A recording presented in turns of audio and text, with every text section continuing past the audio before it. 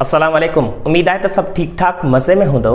अॼु असां डिस्कस कंदासीं फर्स्ट ईयर जे क्लास यानी कि उन चैप्टर जे हवाले सां 8th नंबर जेको चैप्टर आहे इन ते असां डिस्कस करे था रहूं, जंहिंजो टाइटल आहे वेव मोशन एंड साउंड। हाणे असां इते पहिरियां डिस्कस करे वठूं त वेव छाखे चइबो आहे। सिंपली वेव असां ईअं खणी चऊं त हिकु ट्रांसफर ऑफ एनर्जी आहे, माना एनर्जीअ खे ट्रांसफर करण जो हिकिड़ो ज़रियो आहे जेको पैदा थींदो आहे वाइब्रेशन जे थ्रू या यानी ओसिलेशंस जे थ्रू, ऐं जेका असां वाइब्रेशन कराईंदासीं उन में डिस्टर्बेंस क्रिएट थींदी। इहा जेकी डिस्टर्बेंस क्रिएट थी थिए उहा इज़ अ वेव फॉर्म में ईंदी आहे। वेव फॉर्म में this is actually a wave. हाणे वेव मोशन छा आहे? जॾहिं बि इहा जेकी ओसिलेशन करायूं था यानी कि वाइब्रेशन करायूं था, इहा ट्रांसमिट थे, ट्रांसफर थे through one place to another, through यानी कि one point to another, लेकिन without actual movement of particles or यानी कि एटम्स। माना जेके एटम्स हुजनि या पार्टिकल्स हुजनि उहे उते ई पिया वाइब्रेट कनि, हीअं उते ई। ही माना हीअं यानी कि ईअं खणी चऊं त ही पार्टिकल हितां वारो ओ हेॾे ट्रांसफर वरी हेॾे ट्रांसफर न थी सघे, उते ई पियो वाइब्रेट करे। जीअं मिसाल ॻाल्हि हिकु रस्से खे वठूं, रस्से जो कॉन्सेप्ट वठूं त हीअ ॾिसो, जेकॾहिं हीअं असां हिनखे सट ॾींदासीं, फोर्स लॻाईंदासीं त हीअं वाइब्रेट कराईंदो। छा हितां वारो एटम हेॾे अची वियो? नो, एक्चुअली इहे जेके एटम्स आहिनि, इहे हितां वारा जेके हा उहे हींअर एटम्स हेॾे था वाइब्रेट कनि या हिते था वाइब्रेट कनि एक्चुअली। त माना हीउ जेको वाइब्रेशन आहे एटम्स जो उहो उते ई हिन मीन पोजीशन जे बुनियाद ते पियो वाइब्रेशन थिए यानी कि ट्रांसफर पियो थिए। माना एटम ट्रांसफर हितां वारो उहो हेॾे नथो थी सघे, माना without actual movement of particles या एटम्स जे थ्रू जेका वाइब्रेशन थिए ऐं उन जे थ्रू जेका एनर्जी ट्रांसफर थे, डिस्टर्बेंस क्रिएट थे, त इहे जेके वेव मोशन में ईंदा आहिनि, डिस्टर्बेंस जेका ईंदी आहे एनर्जी कैरी खणी, एनर्जी कैरी करे, त this is known as actually wave motion. Okay, wave motion वरी ॿुधी छॾियो त वेव मोशन जो छा कॉन्सेप्ट आहे? जॾहिं बि एटम्स वाइब्रेट कनि, पार्टिकल्स वाइब्रेट कनि, लेकिन पार्टिकल्स जो वाइब्रेशन त थिए, माना उहे पार्टिकल्स या एटम ट्रांसमिट न थियनि from one place to another, from one place to another, यानी कि जेके एटम्स आहिनि या पार्टिकल्स आहिनि इहे वाइब्रेट न थियनि without actual movement of particles or atom. This is transferring या ट्रांसमिटिंग द यानी कि छा उन्हनि डिस्टर्बेंस जो जेको ट्रांसफर थियणु आहे, इहा हिकु क़िस्म जी वेव आहे कंहिं बि medium J through. Actually, this is concept about the wave motion. Sound छा हूंदा? It is a form of energy which is through vibration or oscillation. यानी oscillation या vibration जे करे जेको एनर्जी जो फॉर्म क्रिएट थींदो आहे, जीअं आवाज़ असांजो वाइब्रेट पे थो यानी वाइब्रेट करे पैदा पे थो थिए, त इन सेंस में असां हिनखे चवंदासीं साउंड हूंदो आहे।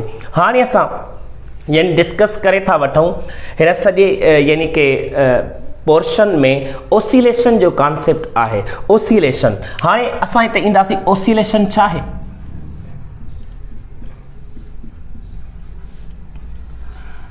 ओसिलेशन चवंदासीं त हिकिड़ो रिपीटेड यानी कि मोशन आहे, रिपीटेड मोशन आहे जेको अबाउट मीन पोजीशन पियो थींदो आहे, अबाउट मीन पोजीशन पियो थींदो आहे। मेन पोजीशन मां मतिलबु जीअं हिकिड़ो पेंडुलम कंसीडर कयूं, इक्विलिब्रियम पोजीशन जिते एक्सीलरेशन 0 हूंदी आहे, जिथां खां वाइब्रेशन स्टार्ट थिए, ईअं खणी चऊं त ही टुवर्ड्स मीन पोजीशन ईंदो, टुवर्ड्स मीन पोजीशन ईंदो, हेॾां वञे तॾहिं बि टुवर्ड्स मीन पोजीशन, हेॾां अचे तॾहिं towards mean position. This is known as oscillation or we can say the vibration actually.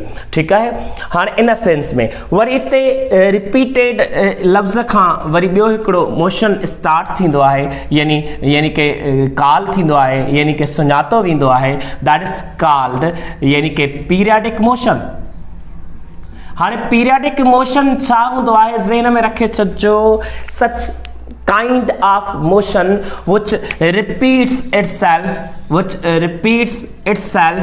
जेको खुद ब खुद छा थे इन a fixed interval of time में, फिक्स्ड इंटरवल ऑफ टाइम में ज़हन में रखो जॾहिं बि को मोशन छा थे रिपीट थे, सच motion which is repeated in a certain period of time, in a certain or fixed interval of time, in a equal interval of time, अहिड़े क़िस्म जे मोशन खे छा चइबो आहे पीरियडिक मोशन। मिसाल वठूं पीरियडिक मोशन जा एग्जांपल्स वठो, ठीकु आहे, एग्जांपल्स वठो त इन में छा हूंदा आहिनि, जीअं सन कंसीडर था कयूं ऐं उन जे चौधारी अर्थ जो घुमण ऑर्बिट में, इहो पीरियडिक मोशन आहे। छो जो हिकिड़े साल में पूरो चक्कर काटे वरी रिपीट थींदो, हिकिड़े साल में पूरो चक्कर काटे वरी रिपीट थींदो। ऐं जेकॾहिं असां पेंडुलम खे कंसीडर कयूं त इहो बि छा थो थिए रिपीट थो थिए, को मसइलो ई न आहे, रिपीटेड मोशन आहे।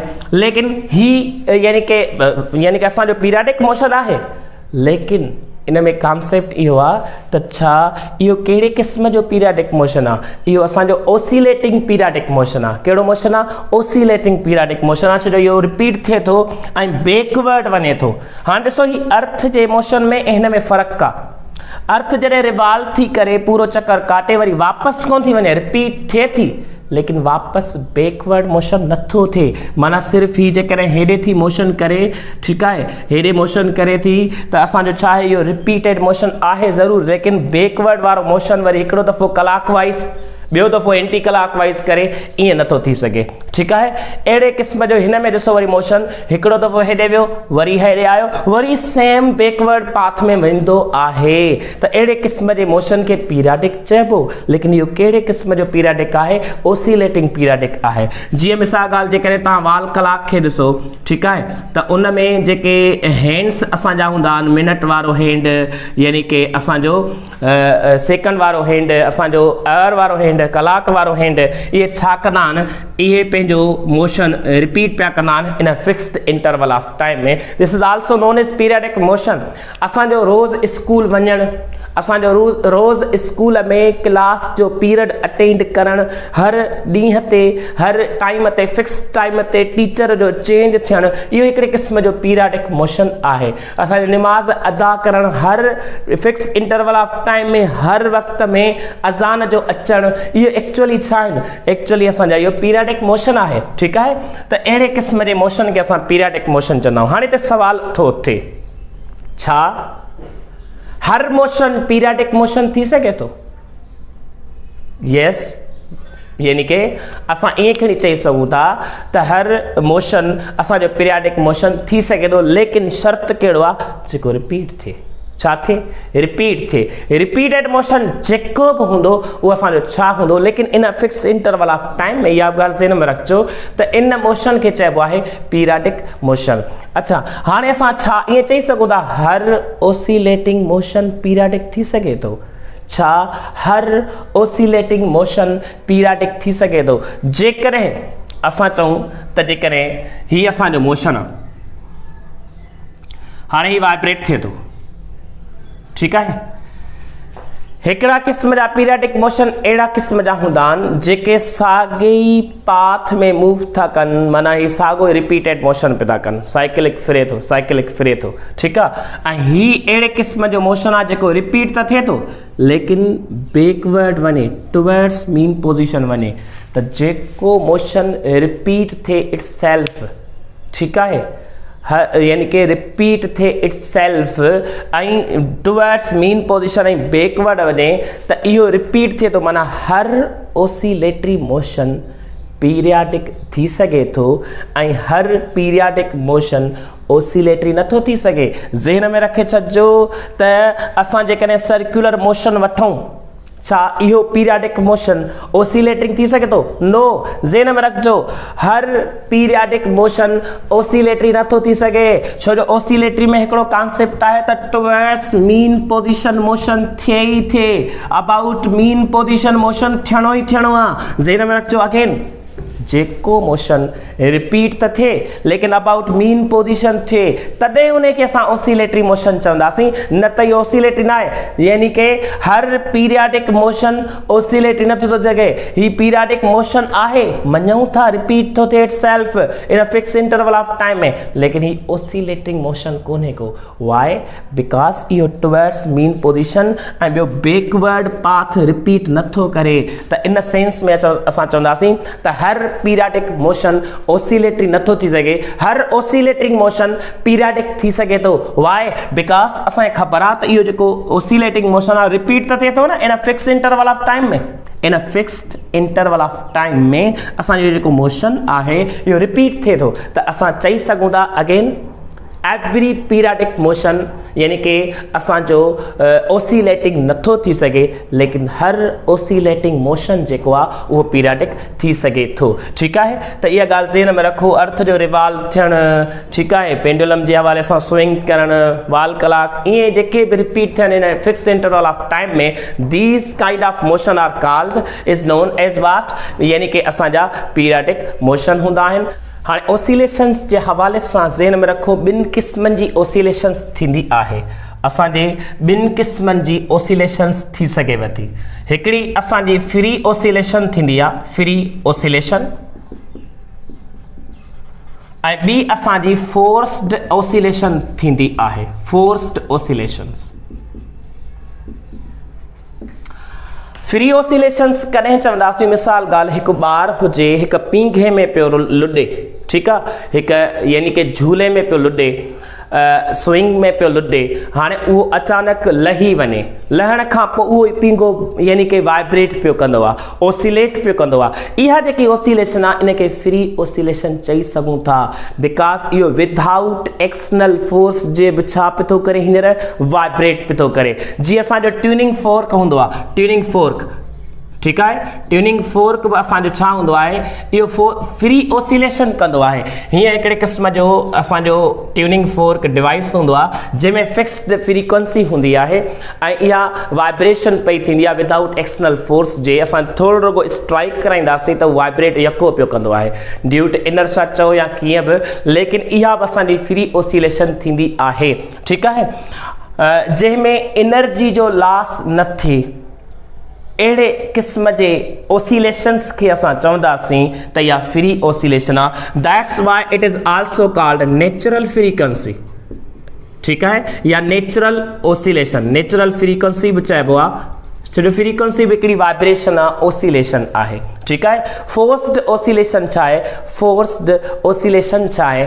एक्चुअली जॾहिं जेका फोर्स जे करे वाइब्रेट थिए, मिसाल सां सम्झूं असां, जेकॾहिं अचानक सां अर्थक्वेक अची वञे थो, ख़ुदा न ख़ास्ता, त पोइ उते जेकॾहिं जेका वाइब्रेशन थींदी यानी कि क्रिएट थींदी ऑसिलेशन, इहा हिकिड़ी क़िस्म जी फोर्स जे करे थी। ठीकु आहे, हिकिड़ो रोड भॻल टुटल हुजे, उते कार पई हले, हाणे कार वाइब्रेट पई कंदी, कार जा सभई पार्ट्स वाइब्रेट पिया कंदा, इहा जेकी ऑसिलेशन आहे this is also known as what, यानी कि असांजो फोर्स्ड ऑसिलेशन आहे। अञा इन में ॿियो कॉन्सेप्ट वठूं त जेकॾहिं हिकिड़ी ट्रेन हलंदी रहे ऐं ट्रेन जी छा हूंदी रहंदी आहे, इहा जेकी वाइब्रेशन थींदा आहिनि सभई पार्ट्स जेके ट्रेन जा कंपार्टमेंट में हूंदा आहिनि, इहा बि ऑसिलेशन असां चई सघूं था त इहा कहिड़े क़िस्म जी आहे, इहा फोर्स्ड ऑसिलेशन आहे। त अहिड़े क़िस्म जी यानी कि ऑसिलेशन थिए जेका एक्सटर्नल फोर्स जे करे थिए, यानी कि हीअ विदाउट एक्सटर्नल फोर्स,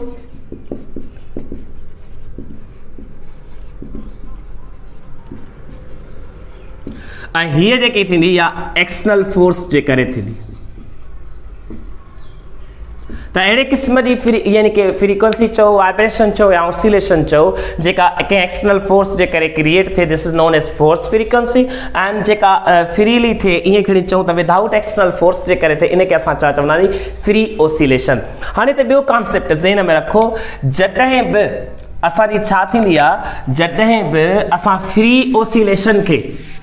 ऑसिलेशन खे छा करायूं, ज़हन में रखिजो, जॾहिं असां फ्री ऑसिलेशन खे बराबरि कयूं, फ्री ऑसिलेशन यानी नेचुरल फ्रीक्वेंसी खे, फ्री ऑसिलेशन खे बराबर करायूं कंहिंजे यानी कि फोर्स्ड ऑसिलेशन जे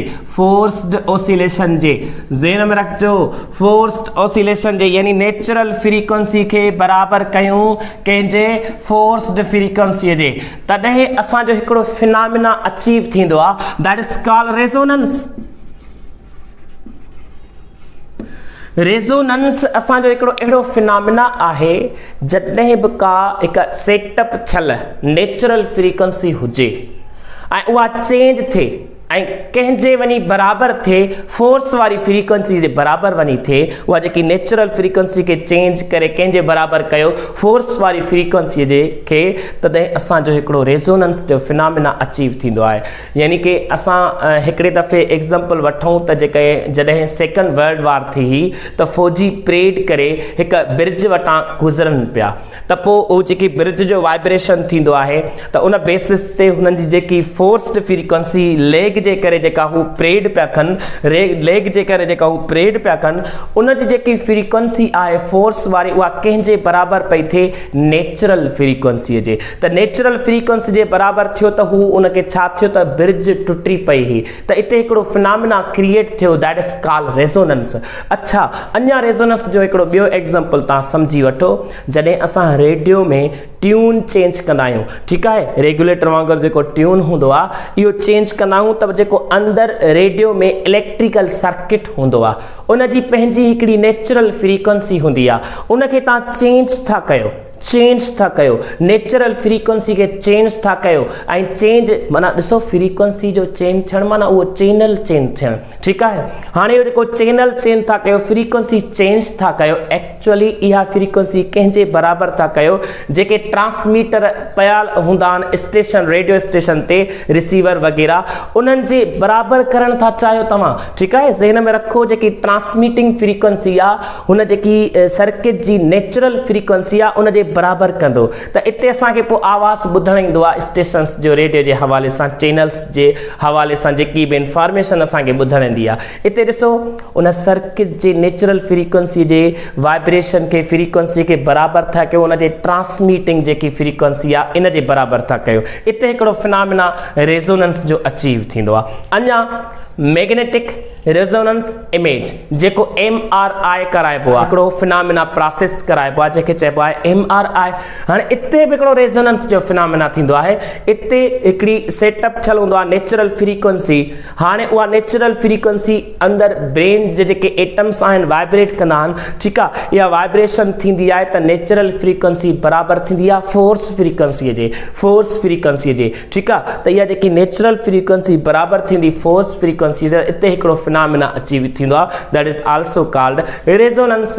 ईअं असांजा खोड़ सारा मिसाल तव्हांखे सम्झ में अची वेंदा त इहे ॾिसो हिकिड़े क़िस्म जी फ्री ऑसिलेशन ऐं फोर्स ऑसिलेशन खे चइबो आहे नेचुरल फ्रीक्वेंसी ऐं फोर्स्ड ऑसिलेशन खे चइबो आहे डैम्पिंग फ्रीक्वेंसी या डैम्पिंग ऑसिलेशन। डैम्पिंग ऑसिलेशन अहिड़े क़िस्म जी ऑसिलेशन हूंदी आहे जंहिंमें एनर्जी जो लॉस थींदो आहे ज़हन में रखिजो जेका डैम्पिंग ऑसिलेशन हूंदी आहे इन में एनर्जी लॉस थींदी आहे ऐं जेका फ्री ऑसिलेशन आहे इन में एनर्जी लॉस न थींदी आहे त हीअ असांजो ऑसिलेशन जो कॉन्सेप्ट आहे। हाणे असां अॻियां डिस्कस करे वठंदासीं सिंपल हार्मोनिक मोशन जे हवाले सां। हाणे सिंपल हार्मोनिक मोशन खे सम्झण जे लाइ कुझु टर्मिनोलॉजी सम्झणी पवंदी त अॻियां असां हाणे हिन लेक्चर खां पोइ टर्मिनोलॉजी स्टडी कंदासीं सिंपल हार्मोनिक मोशन जे बुनियाद ते उन जूं कंडीशंस जेकी बि आहिनि ठीकु आहे बाबा शाबाश थैंक यू।